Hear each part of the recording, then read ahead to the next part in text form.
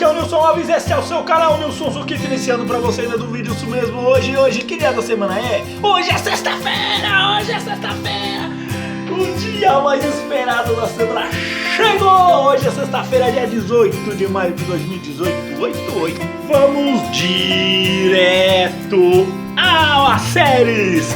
Histórias da Copa do Mundo, hoje é o segundo episódio, hoje vamos falar das Copas dos anos 50, né? 50, 54, 58, tudo novo. Muitos vão me perguntar, mas Nilson, você pulou a década de 40? É que é o seguinte, por conta da Segunda Guerra não tivemos Copas do Mundo nos anos de 42 e 46, né? Então por isso que de 38 eu já pulo para a Copa de 50, isso mesmo. Copa de 50 foi a quarta edição da Copa do Mundo de Futebol, que ocorreu no Brasil, primeira Copa que aconteceu aqui no território brasileiro.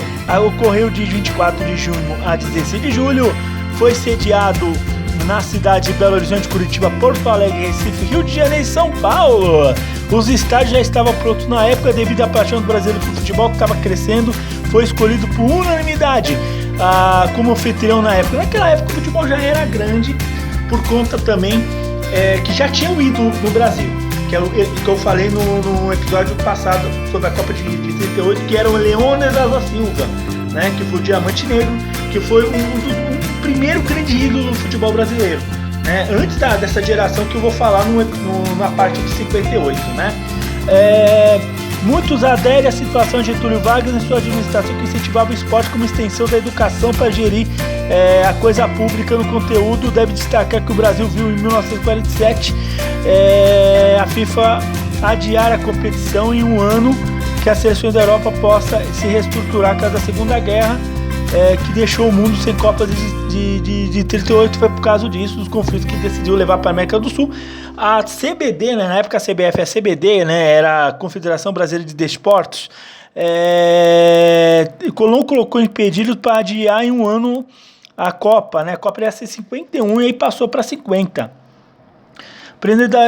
E mais uma vez, né, a Copa do Mundo sendo usado por coisas políticas, por grande político populista, né?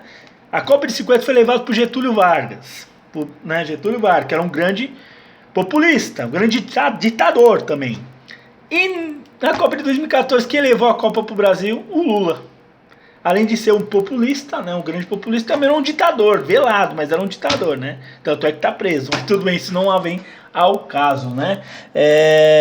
Vou chegar na Copa de 2014, calma, aguardem, deem.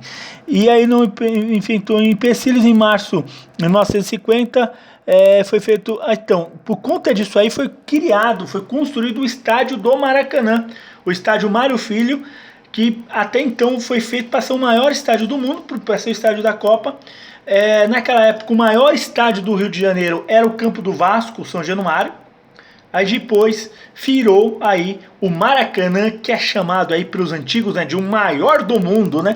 Realmente era o maior do mundo. Quando você vê imagens do Maracanã dos anos 80, dos anos 90, ele era grande, né? Mas depois, com as reformas para os Jogos do Pan-Americano 2007, depois para a reforma para a Copa do Mundo, o Maracanã no lado de dentro ficou descaracterizado. Do lado de fora continuou a mesma arquitetura, tanto é que eu já vi o Maracanã de pé. Eu estive próximo do Maracanã de trem lá na estação Maracanã, uma vez que eu estava indo para o Engenhão ver o jogo do Botafogo, eu passei em frente do Maracanã, e é bonito, né? É bonito, do lado de fora é bonito. E aqui, ó, sobre a situação das seleções, repete a mesma situação da Copa do Mundo de 30, que muitas seleções desistiram. Era para ser 16 seleções, era para ser o formato que vai ser nas próximas duas Copas que eu vou falar. Só que muitas seleções desistiram. Então ficaram assim, ó: 6 seleções europeias: Itália, Suécia, Espanha, Yugoslávia, Inglaterra, Escócia. E 7 americanas, né? Brasil, Uruguai, Paraguai, Bolívia, Estados Unidos e México. E 2 asiáticas, Turquia e Índia. Tá bom, e era para ser a primeira Copa da Índia. Só que muitas seleções desistiram no caminho. Turquia e Índia desistiram. Vamos ver aqui a composição. Aqui, ó,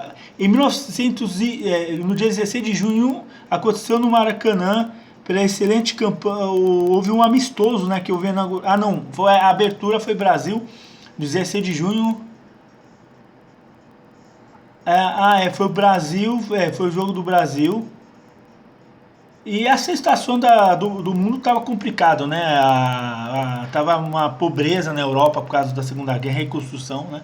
Os estádios da Copa do Mundo do Brasil foram Ilha do Retiro em Recife, estádio do Eucalipto em Porto Alegre, não existe mais, Dorival de Brito e Silva, com o estádio do Paraná, do lado da rodoviária de Curitiba. Eu já estive lá eu já estive em frente desse estádio aí.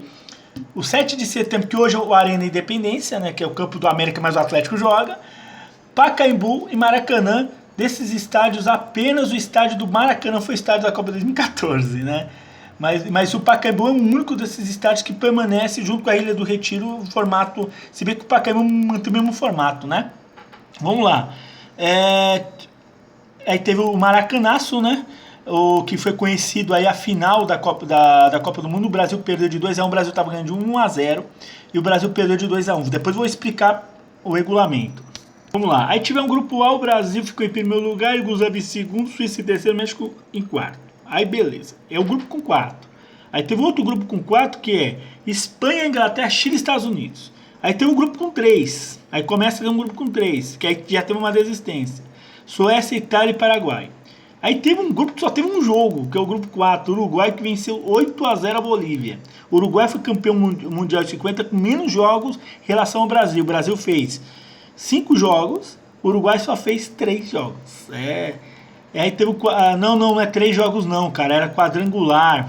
O Uruguai fez 5, o Brasil fez 6 jogos. Não, o Uruguai fez 4, o Brasil fez 5. Não, fez 6 jogos. Aí teve o quadrangular, aí que foi Uruguai, Espanha, Suécia e Brasil. Brasil 7-1, primeiro 7-1, hein? Brasil já fez 7-1 em Copas do Mundo no Brasil, contra a Suécia lá no Maracanã. Aí 2-2, Espanha e Uruguai, depois o Brasil ganhou 6-1 da Espanha. Beleza, o Brasil ganhou da Espanha. Aí na final, né, que foi o último jogo que decidiria o empate, na última rodada, dava o título pro Brasil. O que aconteceu? O Brasil fez 1-0, gol de Fiaça, né, depois o Scafino aos 66 e o Gija, que infelizmente faleceu há pouco tempo, fez o gol que sacramentou. Pra você ter uma ideia, houve um silêncio no Maracanã, foi considerado para todo mundo a maior tragédia do futebol brasileiro de derrota, porque o povo estava contando com a vitória do Brasil. É uma coisa parecida com o que vamos ver no 7-1, né? Muito... digamos, excesso de confiança, expectativa para o Brasil ser campeão, influência política. Essa Copa de 50 tem uma coisa semelhante com 2014, né? Tem uma semelhancinha, só que adversários diferentes e fase diferente, mas a coisa foi a mesma, né? Inclusive teve notícia, inclusive eu vi lá no Polêmica Vazias do Bruno Formiga, que ele estava falando sobre Maracanaço, que um dia antes, jornais do Rio de Janeiro já estavam expondo pôster do Brasil campeão do mundo, ou seja, todo mundo antes já estava contando com o ovo na galinha. E o Brasil foi lá e perdeu. Infelizmente um jogador foi, digamos, condenado, vamos dizer assim, pelo Brasil como culpado, que é o Barbosa, né? O goleiro Barbosa. Na verdade, o Barbosa ficou vários anos sendo condenado como o culpado na C50. Na verdade, foi o seguinte: ele errou, ele falhou nos 2 gols, e infelizmente a mídia começou a metralhar ele, falar porque ele é o culpado.